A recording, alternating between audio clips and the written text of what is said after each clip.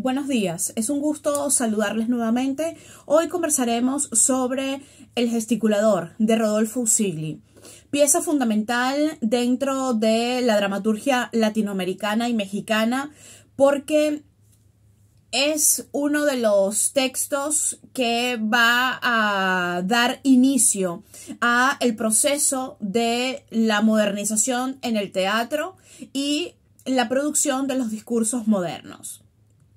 Esta pieza trata sobre un profesor universitario especializado en la Revolución Mexicana de nombre César Rubio, y es la historia de una familia.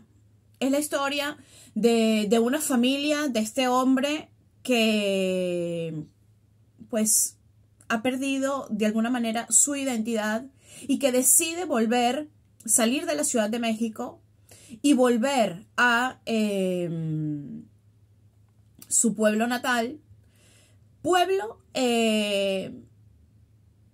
pueblo especial porque de ese pueblo es un héroe de la Revolución Mexicana al que él admira mucho, con el que comparte nombre y fecha de nacimiento.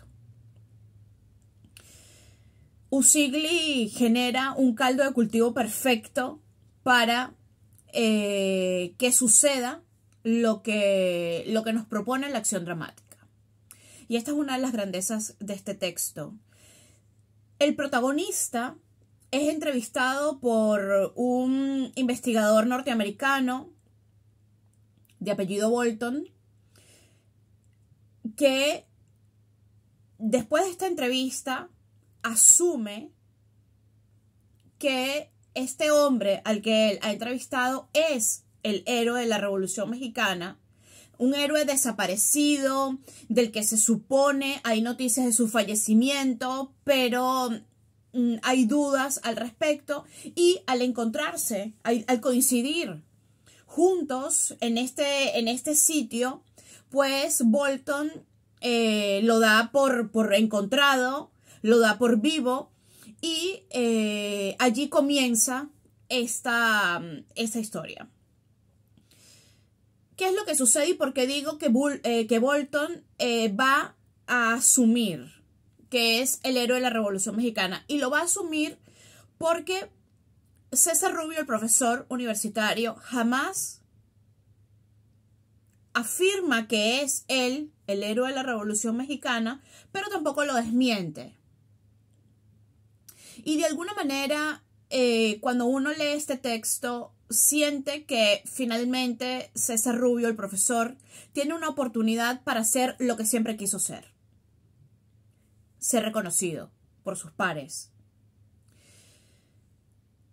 En este contexto vamos a encontrar además cómo César Rubio, el profesor, empieza a transformarse en el héroe, se inserta en la vida política, y la máscara, desde un punto de vista pirandeliano, la máscara comienza a apoderarse de su identidad, y entonces el hombre, el profesor, deja de existir, es anulado por ese otro que es el héroe, que no es él, pero que él ha asumido como tal. Entonces la máscara comienza a transformarlo en algo que le gusta mucho más ser que lo que él es. ¿Por qué esto es así? Porque César Rubio tiene una familia y tiene un conflicto familiar. El conflicto familiar viene dado por la tensión que existe entre él y su hijo. Su hijo no comprende el fracaso de su padre. Le reclama por tener una vida miserable, le es bastante injusto, pero creo que esa injusticia que hay en él, que él, además Miguel se llama, que él cree que está más bien tratando de hacer su justicia, Lo que pone en evidencia es precisamente ese radicalismo que muchas veces tenemos o nos representa en la juventud y que no nos permite tener una perspectiva suficiente de la realidad. Y que los cuestionamientos que podemos hacerle a esta realidad responden a una perspectiva que se genera desde lo visceral muchas veces. Ahora bien, venirse a este pueblo, salir de la Ciudad de México, supone un cambio extremadamente radical, porque ellos ya venían de un contexto pobre, por decirlo de alguna manera, pero un contexto en el que la apariencia es fundamental. Es decir, somos pobres, pero no podemos parecerlo. Y esta es una de las premisas dentro de la familia, sobre todo desde el lado femenino. Elena, la mujer de César Rubio, y su hija Julia. Ahora bien,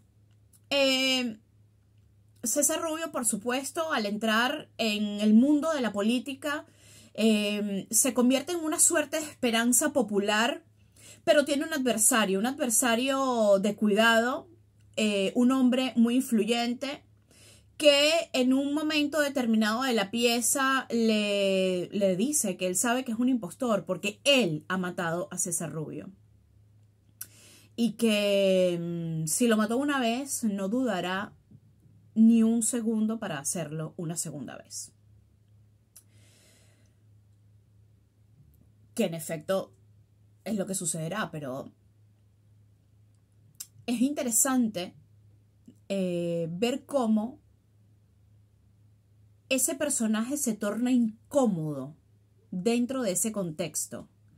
Que él, como hombre, renuncia a esa cotidianidad, y esa cotidianidad se va transformando también en un escenario apologético para esa figura heroica en la que él se ha convertido y que él ha asumido como verdadera y como real.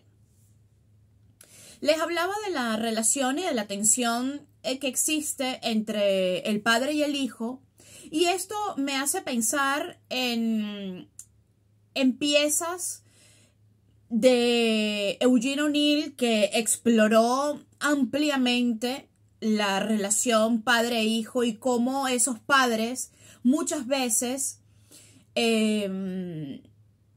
de algún modo destrozan la vida de sus hijos por demandarles una manera de ser y una manera de actuar. Y en piezas de Arthur Miller, en donde son los hijos los que reclaman a los padres haberles heredado el mundo que les han dado, que es un poco lo que Miguel le reclama a su padre, a César Rubio, el profesor. Julia, que me parece un personaje que dentro de su ser un poco pusilánime, es una chica con tantas carencias que para poder reconocer a su padre se ha tenido que convertir en otra cosa, que no es el mismo. Siento de alguna manera que esta es una pieza que además nos habla sobre la segunda oportunidad que puede generar una mentira, pero las mentiras tienen los pies cortos y pues son difíciles de sostener. En este caso, todo se había colocado de una manera perfecta para poder llevar adelante esto y finalmente César Rubio poder no solo convertirse en algo que él siempre había querido, sino en obtener ese reconocimiento que siempre había deseado y que jamás había tenido. Quizá esto habla un poco también sobre nosotros, sobre los latinoamericanos, y creo que esto esto obedece a diversas razones y que esta es una idea que exploraremos más adelante cuando hablemos del teatro de José Ignacio Cabrujas, por ejemplo, un importantísimo autor venezolano de la segunda modernidad teatral, en el que estos discursos reflexionan e indagan en torno a esa necesidad presente y muy vigente en América Latina por ser descubiertos, por ser reconocidos, por poder ocupar un lugar en la realidad, poder ser agentes de transformación en un escenario público. Y creo que Rodolfo Usigli con esta pieza lo ilustra maravillosamente, y que habrá otros autores latinoamericanos que exploren estas ideas. Creo que